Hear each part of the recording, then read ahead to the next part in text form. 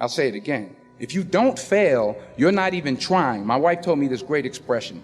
To get something you never had, you have to do something you never did. Les Brown's a motivational speaker. He made an analogy about this. He says, imagine you're on your deathbed, and standing around your deathbed are the ghosts representing your unfulfilled potential. The ghost of the ideas you never acted on. The ghost of the talents you didn't use. And they're standing around your bed, angry, disappointed, and upset. They say, we came to you because you could have brought us to life, they say. And now we have to go to the grave together. So I ask you today, how many ghosts are going to be around your bed when your time comes? You've invested a lot in your education, and people have invested in you. And let me tell you, the world needs your talents, man, does it ever. I just got back from Africa like 2 days ago, so if I'm rambling on, it's because I'm jet lagged.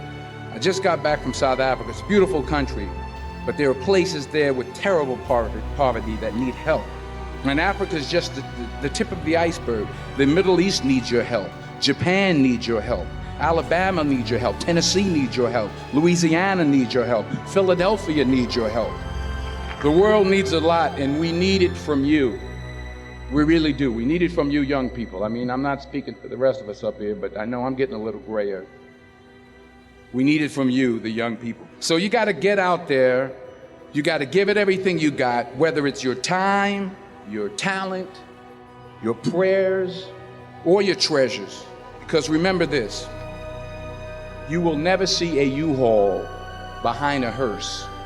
You will never see a U-Haul behind a hearse. You can't take it with you. The Egyptians tried it, and all they got was robbed.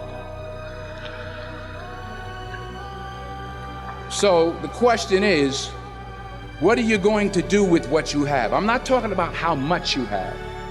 Some of you are business majors, some of you are theologians, nurses, sociologists. Some of you have money, some of you have patience, some of you have kindness, some of you have love, some of you have the gift of long suffering. Whatever it is, whatever your gift is, what are you going to do with what you have? All right, now here's my last point about failure. Sometimes it's the best way to figure out where you're going.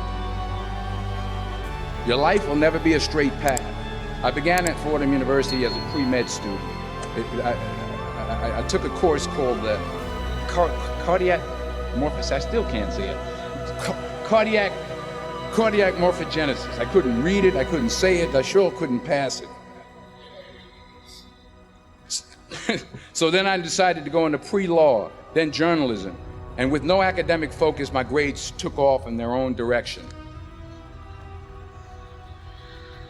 Yeah, down. I was a 1.8 GPA one semester, and the university very politely suggested that it might be better to take some time off. I was 20 years old. I was at my lowest point. And then one day, and I remember the exact day, March 27th, 1975, I was helping my mother in her beauty shop. My mother owned a beauty shop up in Mount Vernon. And there was this older woman who was considered one of the elders in the town. And I didn't know her personally, but I was looking in the mirror, and every time I looked at the mirror, I could see her behind me, and she was staring at me. She just kept looking at me. Every time I looked at her, she kept giving me these strange looks. So she finally took the dryer off her head and she said something I'll never forget. First of all, she said, "Somebody give me a piece of paper, give me a piece of paper." She said, "Young boy, I have a prophecy, a spiritual prophecy." She said, "You are going to travel the world and speak to millions of people." Now mind you, I'm 20 years old, I'm flunked out of school. In fact, like a wise ass, I'm thinking to myself, maybe she's got something in that crystal ball about me getting back into school next fall. But maybe she was onto something, because later that summer, while working as a counselor at a YMCA camp in Connecticut, we put on a talent show for the campers. And after the show, another counselor came up to me and asked, "Have you ever thought about acting? You're good at that." So when I got back to Fordham that fall, I got in and I changed my major once again for the last time. And in the years that followed, just as that woman prophesied, I have traveled the world and I have spoken to millions of people through my movies. Millions who up till this day couldn't see me, who up till this day I couldn't see while I was talking to them, and they couldn't see me. They could only see the movie. They couldn't see the real me. But I see you today, and I'm encouraged by what I see, and I'm strengthened by what I see, and I love what I see.